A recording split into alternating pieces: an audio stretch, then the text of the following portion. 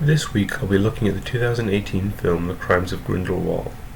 It follows two main plots. The first plot revolves around Credence, who somehow managed to survive the events of the previous film. He is searching for the truth of his parentage along with a young woman named Nagini. Tina, Newt, Jacob, and Queenie all end up looking for Credence for their own assorted reasons. In the second plotline, Grindelwald escapes from prison and begins to gather followers.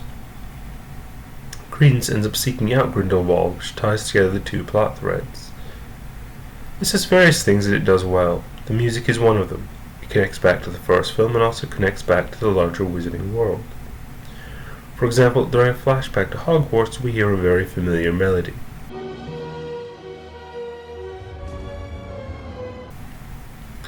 The second thing that is done well is the visual style. Much of the story takes place in Wizard's Paris and does truly look magical, though sometimes with a dark underside, such as the circus Credence and Nagini work for in the beginning.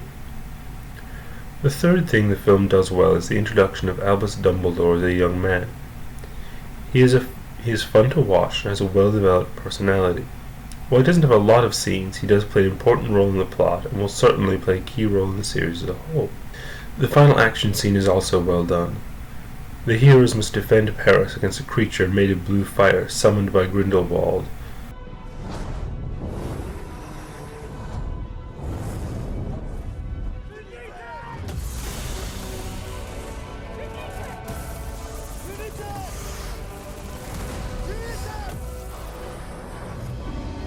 Problems with the film mainly lie in the plot.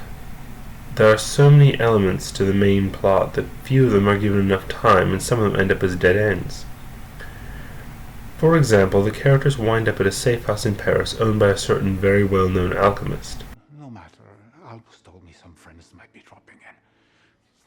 Nicolas Flamel. Oh. Jacob Kowalski. By the end of the story, he barely contributes to the plot at all in ways that justify his inclusion. The plot also has a number of things that don't make sense. First is a relationship between Newt and Tina. The first film ended on a positive note between them. At the beginning of this film, things are strained between them because a paper incorrectly reports that Newt is engaged to some other woman. Instead of a sensible and open conversation that clears it up with no fuss, we get a whole lot of not talking about it, and then this scene roughly 2/3 of the way through the story. Because I'm not happy or engaged. What? There was a mistake in a stupid magazine. My brother's marrying Lita. June the 6th, I'm supposed to be best man. Another thing that doesn't make sense is the relationship between Jacob and Queenie.